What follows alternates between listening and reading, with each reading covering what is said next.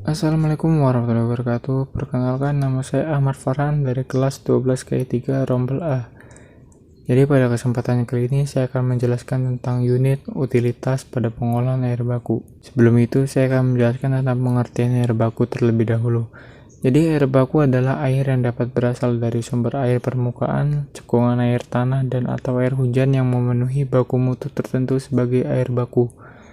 Nah, contoh sumber air baku yaitu air sungai, air laut, bendungan, waduk, dan masih banyak yang lainnya. Setelah itu saya akan menjelaskan tentang pengolahan air baku.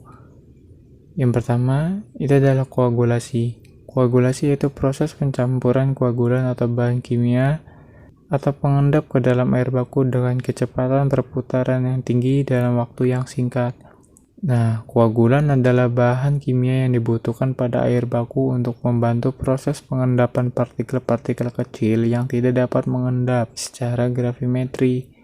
Nah, contoh koagulan yang sering digunakan yaitu Al2SO4 atau disebut dengan aluminium sulfat atau biasa disebut dengan tawas. Lalu, flokulasi. Flokulasi adalah penyisian kekeruhan air dengan cara pengumpulan partikel kecil menjadi partikel yang lebih besar. Gaya antar molekul yang diperoleh dari agitasi merupakan salah satu faktor yang berpengaruh terhadap laju terbentuknya partikel flok. Salah satu faktor penting yang mempengaruhi keberhasilan proses flokulasi adalah pengadukan secara lambat. Nah, keadaan ini memberi kesempatan partikel melakukan kontak atau hubungan agar membentuk penggabungan agglomeration. Selanjutnya ada diagram alir, koagulasi, dan flokulasi.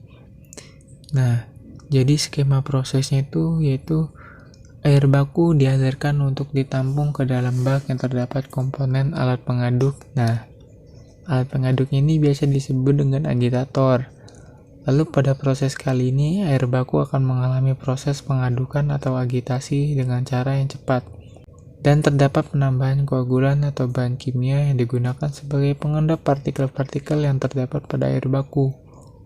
Oh iya, jadi proses pengadukan cepat ini bertujuan agar terdapat tumpukan atau saling kontak antara koagulan dengan partikel-partikel. Biasanya koagulasi atau pengadukan cepat ini hanya membutuhkan waktu yang cukup sebentar. Nah, setelah itu dilanjutkan ke proses flokulasi pada bak selanjutnya.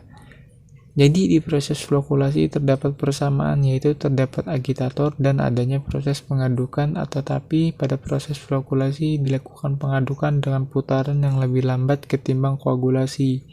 Nah, pengadukan lambat ini bertujuan agar terjadinya proses pengendapan atau terjadi penggumpalan sehingga dapat dilanjutkan ke proses klasifikasi antara air dan zat pengotornya. Biasanya waktu yang dibutuhkan untuk pada proses pengadukan lambat ini membutuhkan waktu yang lebih lama ketimbang koagulasi.